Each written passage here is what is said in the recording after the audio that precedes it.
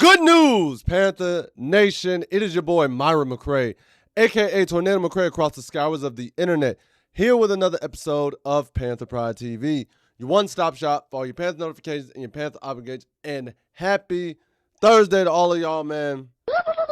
Hope y'all are having a great day. Hope everything's going smooth for you. Hope everything is getting better. And I hope you're doing better. Genuinely speaking, hope you're doing better. I had a rough night of sleep and things of that nature. So, kind of, my body and my mind was all over the place. So, I hope everything's going smooth for y'all, man. But, guys, we're going to get into today's docket. A few things that I do want to address. And something that I didn't get to address yesterday is going to be the first thing we talk about because it's happened about 2 days ago. But we're going to talk about it. And it comes from our young running back, Jonathan Brooks. So, Jonathan Brooks took to social media on Tuesday. I'm sure a lot of you have seen it by now. But Jonathan Brooks spoke his mind on, I want to say, what's today? Tuesday, because it was on the 7th that this came out. And he had this to say. Jonathan Brooks goes on to say this on Twitter. He says, "I'll never understand how the fan base you play for can not only tear you down as a person and player, but bring your significant other into it. The world needs a lot of Jesus." Obviously, heavy message. And I will say this. One, I completely agree. Never bring a player's significant other or their family into whatever issues you have with that player. Never bring their family into account because that's personal. That has nothing to do with whatever sport you're a fan of and they're playing. Football, basketball, baseball, soccer, lacrosse, hockey, NASCAR. Like, it never is that deep. It's never that deep to bring significant others or to bring aspects outside of the sport into the element. I will say, as an avid NASCAR fan, especially growing up in the 90s, when I'll be truthful, being a vocally, and I mean very vocally, if y'all want, I got a Jeff Gordon poster just sitting right over there on my wall, a very vocal and outspoken NASCAR fan, being black in that sport growing up, I would get a lot of just random tidbits and random things I would see that had nothing to do with NASCAR. And I see it a lot now, even for certain drivers, a la Bubba Wallace, a la Raja Caruth. I even see it for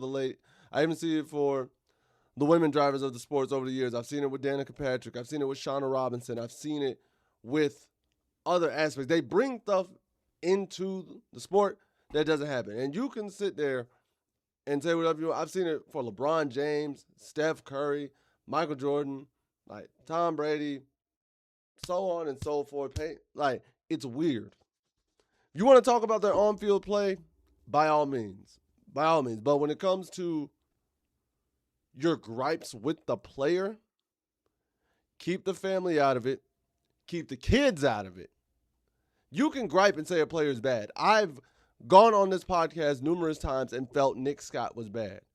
And the understanding fan base you play for aspect, I will say, Jonathan, like, that's part of being a fan. If I'm cheering for you, I want you to be successful. Some of it is out of, I just want you to be successful. Other of it is out of pure spite and jealousy and hate. Like that, I'm not going to lie to you. There are some people who do that. I guarantee you there's some people who hate watch my podcast just because they don't like that I'm here and they're not. And they feel like, oh, I can do so much better, yada, yada, whoop, whoop. I will say I have criticisms from a place where I want y'all to be successful. I want the team as a whole to be successful. And I'm not saying you're not trying, but obviously when I see the product on the field, I'm not thrilled at certain times. I'm not. And as a fan, I have a right to criticize that if I'm not happy with what I'm seeing, if I'm putting money and my $2-3 of revenue into the team, 2, 3, 10, 100, whatever, to go watch a game and support you. So I do have a right to like kind of critique if I don't see something great. But I've never once brought Nick Scott's family into this. I've never brought his significant other, his kids. No, that's a line I wish as a whole that fans, we just stop doing that. I need all of us to stop doing that. Bringing family, bringing kids, bringing racial slurs into, we gotta chill. We really need to chill. And I'm avid on that. Y'all, if there's nothing else y'all ever hear of me or understand about me, I am cool with you as a fan making your complaints and making your gripes about the team. But I am not cool when you start throwing just random hate and random ill will or bringing their significant others into it. For example, I did a video a couple years ago, about 2024. There was a young lady on social media, and it's on my personal page too. She went out of her way to talk about Jonathan Owens. Y'all know who Jonathan Owens is in the NFL community.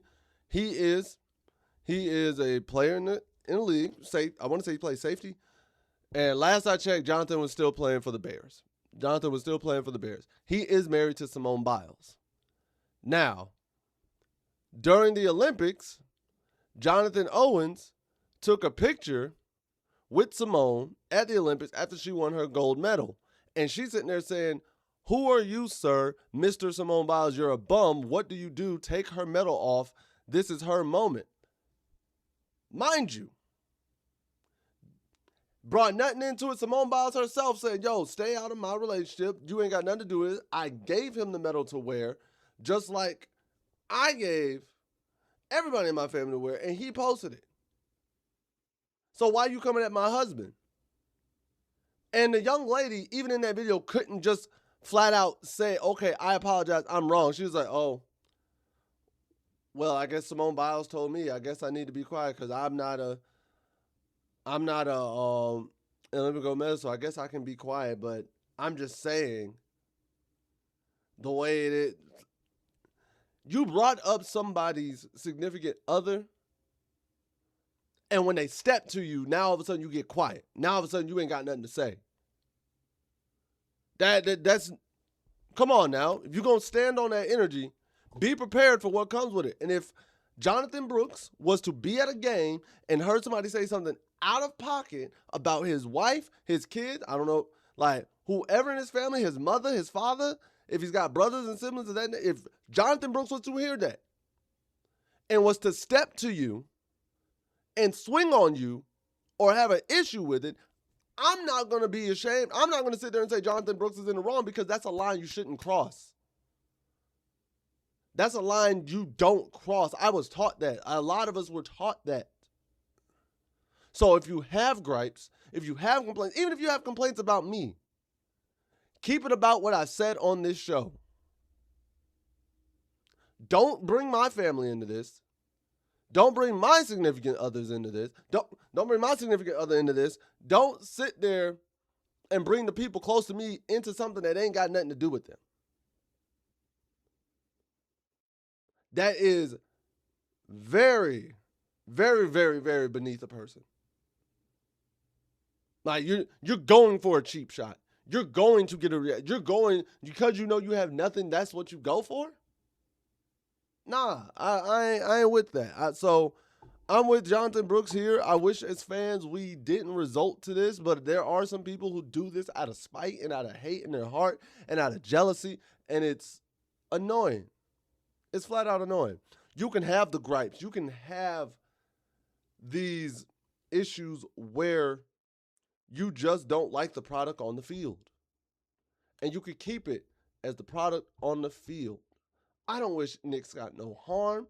I wish him and his family success, peace, love, and happiness. Like, I wish all that for anybody. However, if you ask me as a Carolina Panthers fan, do I want him still on this team? The answer is no. I think he can go play somewhere else because I don't think he's been advantageous for this team. And I will keep it at that. I've been consistent about that. The same way I felt about Avero, the same way I felt about anything else on this team. I keep it as that. I don't bring up personal aspects of a person to bring them down. To sit there and try, like, especially like there are others in their lives. Like, what do they have to do? They just happen to be there. So I get where Jonathan Brooks is coming from. The first part, fan base tearing you down, I feel like that comes with the territory of being an athlete, in the sense like there's somebody who always thinks you're not doing good enough, and I can see that in when it's reflecting on the field or when you're not putting out the performances, you're gonna have those fans who are like, "Hey, I want you to do better." Now, I think fans can get unreasonable with their expectations, 1,000%. That's how you tear down players. You can get real unreasonable. Shoot, with Carolina alone, a lot of fans were mad at Bryce Young because Bryce Young didn't take us to the playoffs his first year with that 2023 roster. And automatically we're writing him off as a bust. Through 2024, the first two games, Bryce was not looking good. Automatically wrote him off as a bust. Into 24, he looks better. 2025, he leads us to the playoff. Now, has Bryce Young looked the greatest at all times? No. And I've even been on this show and criticized some of Bryce Young's play at times because I'm like, Bryce, you can't do that. I want you to be great. I'm not going to write you off yet because I understand the situation and the entire context of what you're dealing with. And I can look outside of the tunnel vision and see the entire picture. Which I know a lot of people before last season were sitting there telling me I was stupid.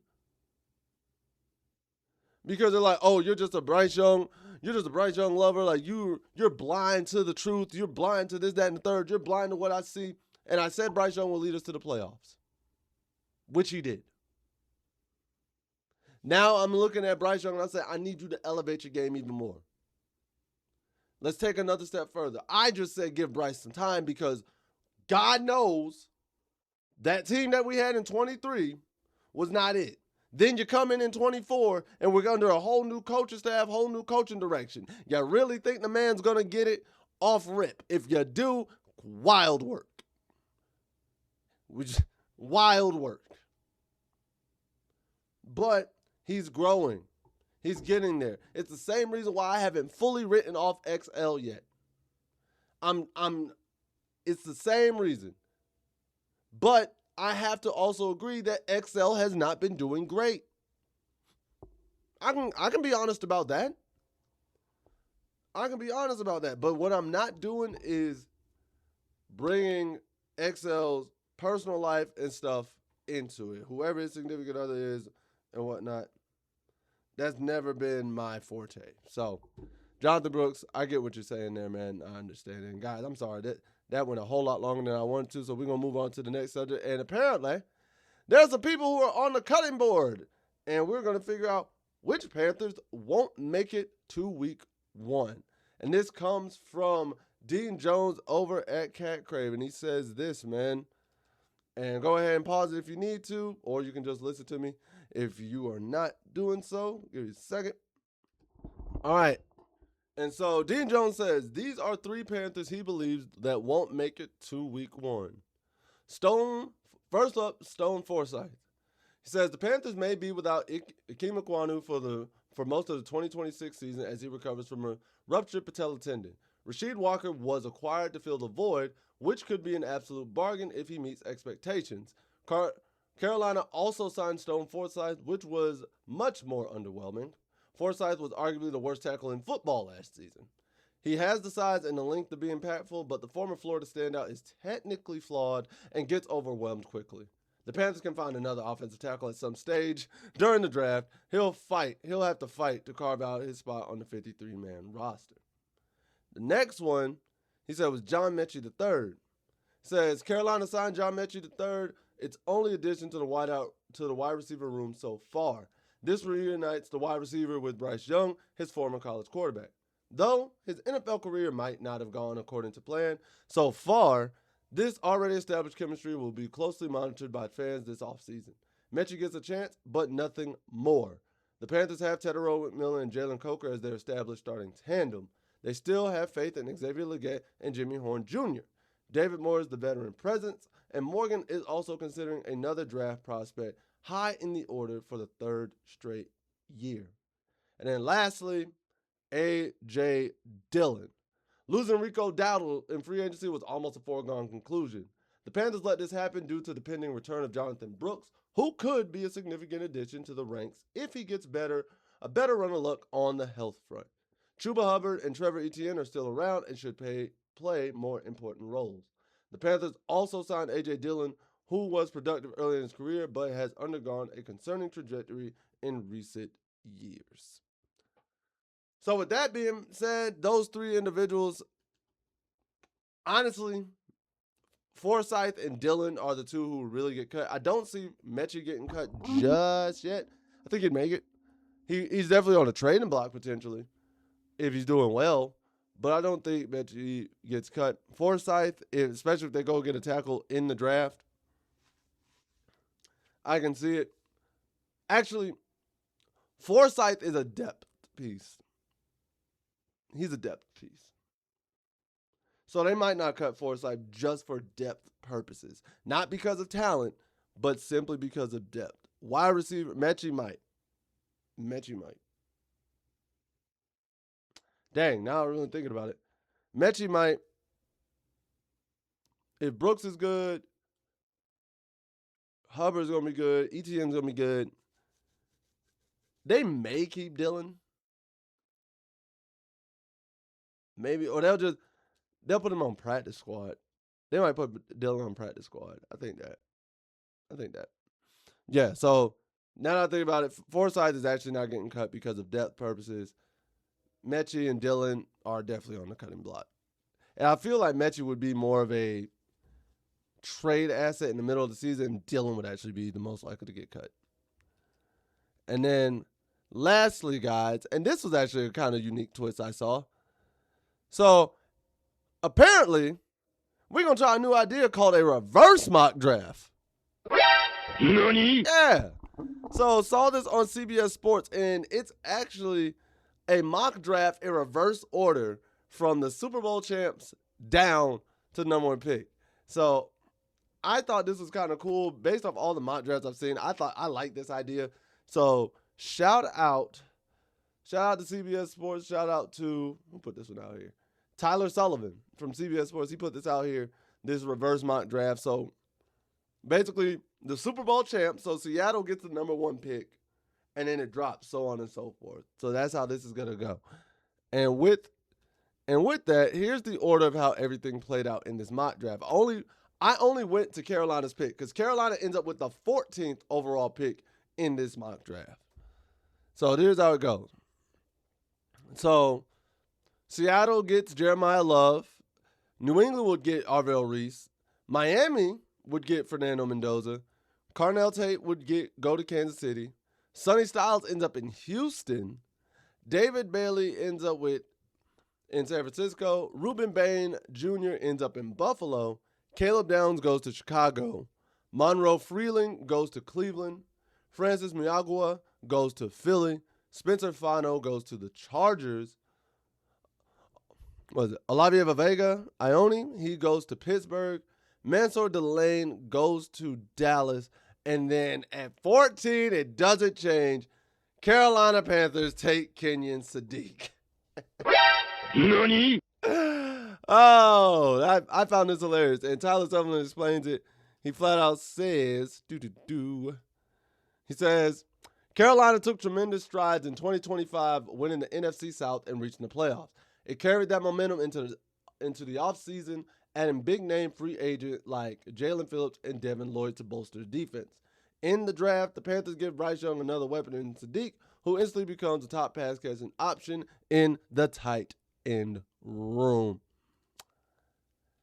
I think it's hilarious how even in the reverse mock draft, Kenyon Sadiq is being considered the number one overall choice going forward. So And I think part of the reason why is because everybody thought Carolina was going to go defense again last year, and we went with T-Mac. So now everybody's like, Carolina has to go defense. They're going to go offense. They're going to go offense. Like they're like, fool me once, shame on you. Fool me twice, can't do it again. Like, it'll be hilarious. I do like this, though, man. I think it's really cool. So, y'all let me know. With the 14th pick in the reverse draft, based off who's available, because Reese is gone, Sonny Styles is gone, Ruben Bain's gone, Fano's gone, Caleb Downs is gone. Sadiq's there. I guess you got Anthony Hill. You got a few names you can work with. You got some names you can work. Proctor's still available. Who would y'all take at 14? Like, who would y'all go with? If we had the 14th pick, who would you go with? And then for the Panther freeze frame of the day, we got this lovely photo of Julius Peppers chasing down the great Kurt Warner, man. And it just looks funny. Kurt's like, oh, yep, that's me. You're probably wondering how I end up in this situation. Well, let's go back to where it all began. But also, I'm going to give this. Shout out to Kurt Warner. I think Kurt Warner is one of the most underrated quarterbacks ever to play the game. Like, when I think about his career and what I've watched him do, Kurt Warner is a very, very underrated quarterback and doesn't get brought up enough in conversation. I think you could argue Kurt Warner is a top 20, 25 quarterback of all time. You can make that argument. And I don't feel as though it would be disingenuous. I don't feel like it'd be disingenuous, truthfully. Especially considering that man was a bag boy at a grocery store. Was retired bag boy grocery store, comes out of retirement and leads the Arizona Cardinals to the Super Bowl and only lost off a tightrope of a pass, which, if you're being honest, to me to this day, I still don't think, was that Santonio Holmes? I think it was Santonio Holmes who caught that pass in the back of the end zone. Oh. Like who? Wait. I know. Hold up. Because I remember that moment.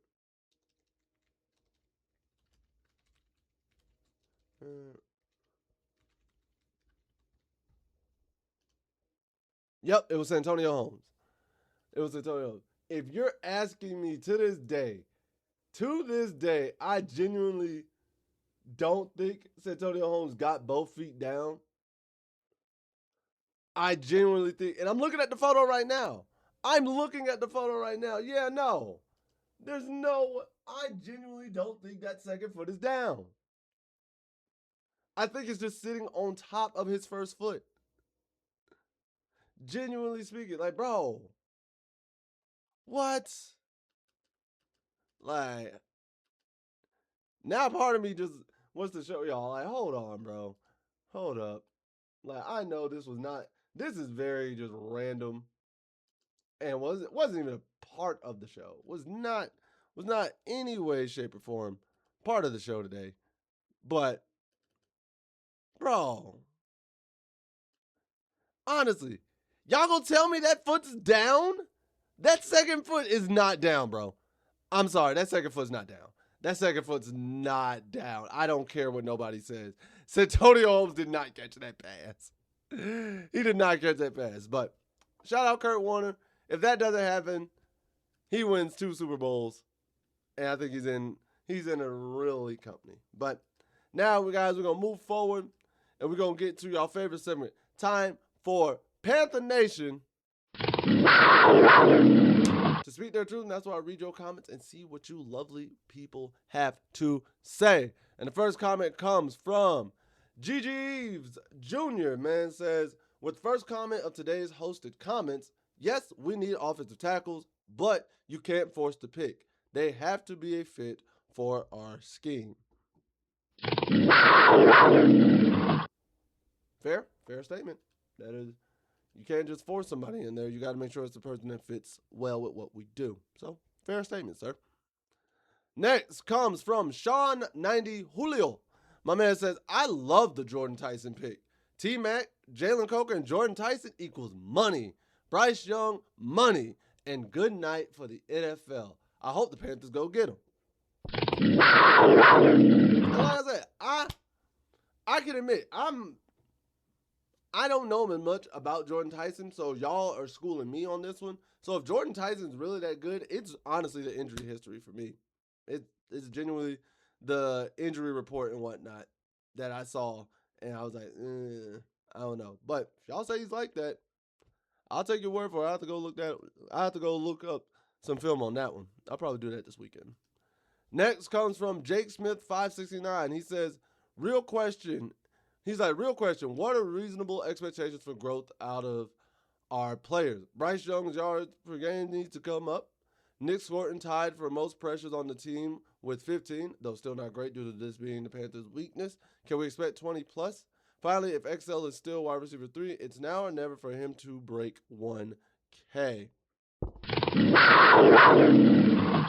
So, with XL, right? And I'm just going to put this out there now. I just want to check something real quick. All right. So, agree. Those are reasonable expectations. XL, honestly, my reasonable expectation is 750.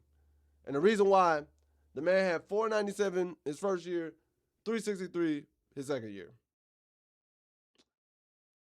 And granted, the 363, he did see his catches go down, obviously, because T-Mac's arrival. And his targets went down as well. He still was putting up the same yards per catch at 10.4 and 10.1. Yards per game went down by 7 yards. It went from 31.1 his first year to 24.2 second year. And he had 4 touchdowns first year, 3 touchdowns the second year. So, honestly and truly, plus he played one less game. Yeah, he played one less game in his 8 year. So, for XL, I would say reasonable expectation is 750 or more. I wouldn't put 1K on him. Coker, I want to see get 1K. T-Mac definitely gets 1K. But for XL, for a reasonable expectation based off the fact that he's done 497 the first year and 363 the second year, and he's wide receiver 3 to T-Mac and Coker, I think 750. I think 750 is a reasonable expectation you want out of him. Especially because they're going to double T-Mac. Coker's going to get a lot more attention. I need XL to be ready. Because T-Mac's still going to get his and Coker's still going to get his. But I need T-Mac to be ready. So I need it to be more dispersed. Like, if T-Mac goes for 800, Coker goes for 700, and XL goes for 750, that's good in my eyes. Or if T-Mac does 1,000, Coker 750, and XL 750, that's amazing. That's amazing right there. So I would say that. And then the pressures, yes. Bryce Young's yards per game, yes. I do agree that needs to go up as well.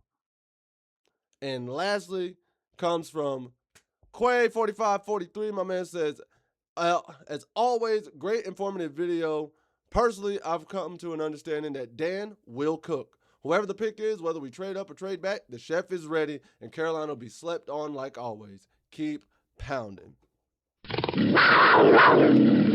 Quay, you not wrong, my boy. You not wrong. So we just want to let Dan do what he do and keep it pushing. But guys, gals, theys, them, everybody in between, that's all I have for today's video. If you enjoyed this video, please make sure to like, share, subscribe, and hit that notification bell at the bottom so you can always be notified of when these videos are dropping. Remember, we are now available on Apple, Spotify, TikTok, all the good things. We also got I want to say IG. Facebook, yep, that one too. So follow us on all those. Leave a review, leave a 5-star comment, 4-star, whatever you think about me. Just leave some good reviews if you enjoyed the show. And let me know in the comment section below. 1, how do you feel about Jonathan Brooks' comments? Do you agree with me in the sense that, like, I think fans sometimes take it too far, and bringing family and friends into it is a hard line that family, significant others, and personal friends and things, that's a hard line we shouldn't be crossing into. 2, obviously unless, like, the friend is involved in said incident, something like that. You know what I mean? 2, who do you think is actually not going to make it to week 1 out of those 3? Stone Forsythe, John Mechie III, or A.J. Dillon? And 3, with the reverse draft, if we had the 14th overall pick, who would y'all want? Let me know in the comment section below, because at the end of the day, y'all know the deal. What do I know? I'm just a skinny brother with 2 tats. Peace. Much love to all the Panther Nation. Take care. Later days. And as always, Keep pounding. I'll see y'all next time.